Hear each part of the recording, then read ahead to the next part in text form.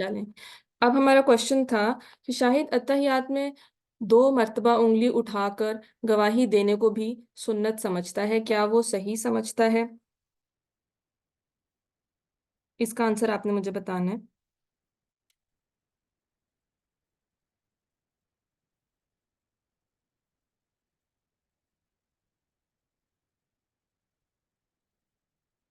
जी नहीं, इसका आंसर क्या है? 2 दफा उंगली नहीं उठानी, आपने एक ही दफा उंगली उठानी है। ठीक है। और उसी के अंदर आपकी शहादत हो जाएगी और उसको उठाए ही रखना है आपने। ठीक है, सबको क्लियर हो गया है?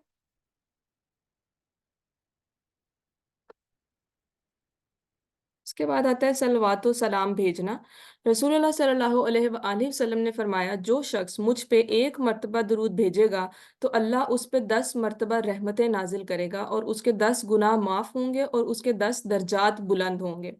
तो जो आखिरी तशहुद होता है उसके अंदर हम क्या करते हैं?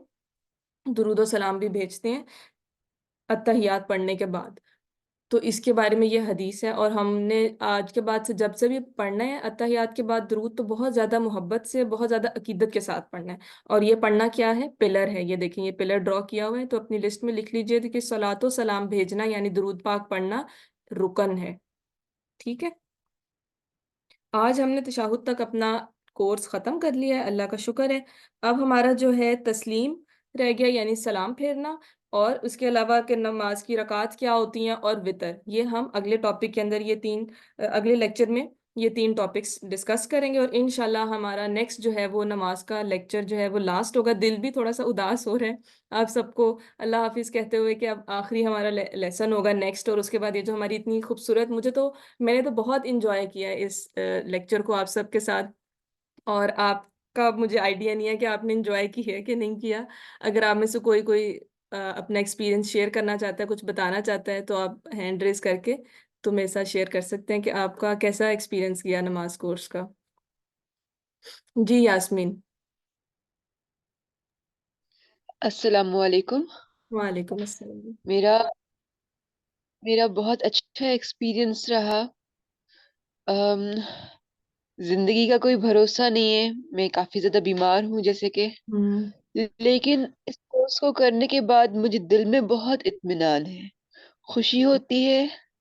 और मैं सबको गाइड करती हूँ कि आप लोग भी इस तरह के कोर्सेज करें, टाइम निकालें। जरूरी नहीं है, तकलीफ अपनी जगह, लेकिन ये बहुत जरूरी है।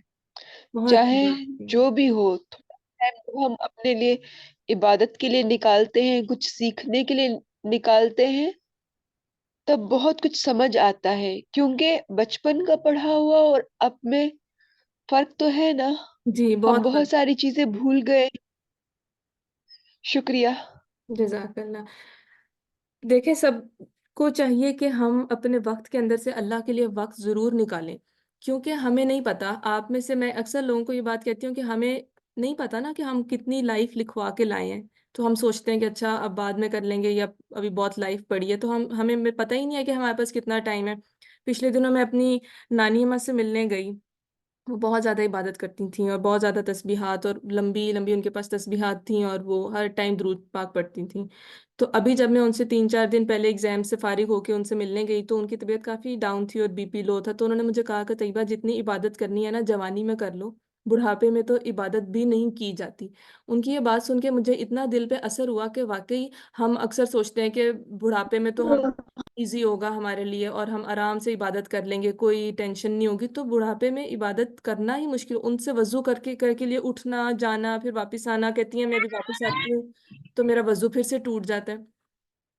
तो इसलिए आप सबको भी मैं ये कहूँगी कि आप सब अभी से जितनी इबादत हो सकती है उतनी करें। और अगर आपके औलाद है तो अपनी औलाद को अभी से गाइड करना शुरू करें, उनको अभी से बताना शुरू करें नमाज के बारे में। अक्सर ऐसा होता है कि हम और हर दुनिया की चीज़ के ऊपर फोकस करते हैं अपने बच्चों की, लेकिन नमाज और इसको हम इतना इम्पोर्टेंस नहीं देते। एक मैं जगह पढ़ी थी कि एक औरत से किसी ने पूछा कि आप अपने, उसने कहा कि मैं अपने बच्चों को नमाज के लिए उठाती हूँ, ठीक है सारी नमाजें पढ़ते हैं, पर अक्सर फजर में जो है ना वो सोए होते हैं। और मैं नमाज पढ़ के, तो उन्होंने अभी स्कूल जाना होता तो फिर मेरा दिल नहीं करता उनको उठाने को ना, कि अभी तो उन्होंने स्कूल के लिए भी उठ जाना है। तो उस स्कॉलर ने उनको आगे से जवाब दिया कि अगर आप किसी दिन फजर में उठें और आपके बच्चे सो रहे हो कमरे में और उस कमरे में आग लगी हो, تو آپ کیا کریں گی؟ آپ اپنے بچوں کی نیند دیکھیں گے کہ یہ نہیں سو رہے ہیں، ان کو سونے دو، کوئی بات نہیں، آگ ابھی تھوڑی دیر میں بجھ جائے گی، سوتے رہے آگ میں؟ یا آپ ان کو ٹانگوں سے بالوں سے کھینچ کے مار کے جیسے بھی اٹھا کے کمرے سے باہر نکالنا پڑے آپ نکال لیں گی؟ کیونکہ آگ لگی ہوئی ہے کمرے میں۔ تو اس عورت نے کہا مجھے چاہے اپنے بچوں کو مار کے بھی اس کمرے سے نکالنا پڑے، میں نکالوں گی۔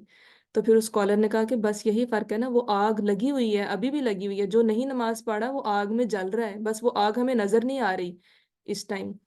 تو آپ لوگوں نے بھی اپنے آنکھوں کے سامنے وہ آگ رکھنی ہے کہ اگر آپ نماز پڑھ رہی ہیں اور آپ کا بچہ نہیں پڑھا تو آپ یہ سمجھیں وہ آگ کے اندر لیٹا ہوا ہے یا آگ میں بیٹھا ہوا ہے اس ٹائم۔ ہمیں اگر وہ فزیکلی آگ نظر نہیں بھی آ رہی تو وہ ہے تو صحیح نا ادھر۔ تو کبھی بھی آپ اپنے بچوں کو آگ میں جلنے کے لیے تو نہیں بیٹھنے دیں گی کہ چلو کوئی بات نہیں تم جلتے رہو آگ میں۔ تو یہ ہم نے اپنی ضرور اپنے بچوں کو اٹھا اٹھا کے جس طرح مرضی ہمیں اٹھانا پڑے، بے شک اسکول سے چھٹی کرا لیں اس دن سزا کے طور پہ کہ تم نے فجر نہیں پڑھی اب تم اسکول نہیں جاؤ گے، لیکن اس کو امپورٹنس دیں۔ جب ہم ایز اے پیرنٹس امپورٹنس نہیں دیں گے تو بچوں کو بھی اپنی لائف میں بہت دیر بعد جا کے سمجھ آئے گی کہ نماز بھی پڑھنی تھی۔ اور ہدایت ہر کسی کی زندگی میں نہیں آتی۔ میں اکثر کہتی تھی کہ کچھ اسکالر سے جن سے میری بات ہوتی ہے کہ میرے ایک ہسبینڈ ہیں یا جو بھی وہ نماز کی طرف نہیں آ رہے، میں کیا کروں کیا کروں؟ تو انہوں نے کہا کہ دیکھو آپ ہدایت کے لیے دعا مانگیں، ضروری نہیں ہے کہ ہر کسی کی لائف میں ہدایت آئے بھی، بہت سے لوگ ہوتے ہیں جو ایسے ہی زندگی گزار کے فوت ہو جاتے ہیں اور ہدایت ہی نہیں آتی۔ تو اس لیے ہدایت کی دعا مانگتے رہنا بہت ضروری ہے۔ تو آپ سب اپنے لیے بھی بہت زیادہ دعا مانگا کریں ہدایت کی، اور دوسروں کے لیے بھی دعا مانگا کریں، اپنے گھر والوں کے لیے بھی دعا مانگا کریں۔ اور ہماری سسٹر یاسمین جن سے ابھی ہم نے بات کی، ان کی صحت کے لیے بھی آپ سب سے کہوں گی کہ آپ سب اپنے ہر نماز میں امپورٹنٹ خاص دعا مانگنی ہے کہ جو جو بیمار ہیں اور خاص طور پہ ان کا نام لے کے کہ سب کو اللہ تعالیٰ صحت اور شفا عطا فرمائے۔ ٹھیک ہے؟ اگلا ہمارا رمضان آ رہا ہے اور میں بہت ایکسائٹیڈ ہوں رمضان کو لے کے۔ کافی سارا چیزیں پلان کر کے رکھی ہوئی ہیں کہ کیا کیا ہم نے انشاءاللہ کرنا ہے۔ آپ سب میں سے جو بھی سسٹرز میرے ساتھ آلریڈی ہیں رمضان کورس میں، انشاءاللہ کل ہمارا پہلا کلاس ہوگی رمضان کی، اور میں نے بہت محبت سے بہت پیار سے وہ پورا لیکچر پریپیئر کیا ہے اور میں بہت ایکسائٹیڈ ہوں اس کو لے کے۔ اور آپ سب سے بھی امید ہے کہ آپ سب نے کل بہت اچھے سے وہ لیکچر جوائن کرنا ہے، اور اگر آپ چاہتے ہیں کہ کوئی اور بھی آپ کے ساتھ وہ سنے، آپ کی کوئی فرینڈ ہے، کوئی خالہ ہیں، کوئی بھی فیمیل، تو آپ ان کو وہ لنک شیئر کر سکتی ہیں۔ اور کل کا لیکچر جو ہوگا وہ انٹروڈکشن ہوگی رمضان کے بارے میں، پری رمضان، کہ ہم نے رمضان کے شروع ہونے سے پہلے کیا کرنا ہے، اپنے ایمان کے لیول کو کس طرح سے ٹھیک کرنا ہے، کیا کیا چیزیں کرنی ہیں، وہ انشاءاللہ کل ہمارا لیکچر ہوگا۔ تو آپ سب کو رمضان گروپ میں میں نے لنک شیئر کر دوں گی اور ہم کل سے لیکچر رمضان کی طرف جائیں گے انشاءاللہ۔ چلیں جی آج کی کلاس ختم کرتے ہیں، انشاءاللہ اسی ویک کے اندر ہماری دوسری بھی نماز کی کلاس ہو جائے گی اور نماز کا کورس ختم ہوگا۔ اللہ تعالیٰ سے دعا کرتے ہیں کہ ہم نے جو کچھ سیکھا ہے اللہ تعالیٰ اس کو ہمارے عمل میں آج سے لے کے ہماری موت تک وہ ہمارے عمل میں رہے، کبھی ایک دن بھی ایسا نہ آئے کہ ہم وہ چیز اپنے عمل کے اندر نہ لائیں۔ ہم سب بہنوں کے لیے جو ہمارے ساتھ اس کورس میں شامل تھیں، ان سب کے دین کے لیے، ان سب کی حفاظت کے لیے، ان سب کے پردے کے لیے دعا کرتے ہیں، ذہنی اور جسمانی صحت کے لیے دعا کرتے ہیں۔ اللہ تعالیٰ ہر کسی کو مالی تنگی سے دور فرمائے، ہر کسی کو حلال رزق عطا فرمائے، اولاد عطا فرمائے، اور اللہ تعالیٰ ہم سب کو سیدھے راستے پہ چلنے کی توفیق عطا فرمائے، آمین۔ جزاک اللہ خیر۔ اللہ حافظ میم۔ اللہ حافظ۔ اللہ اللہ حافظ۔ حافظ۔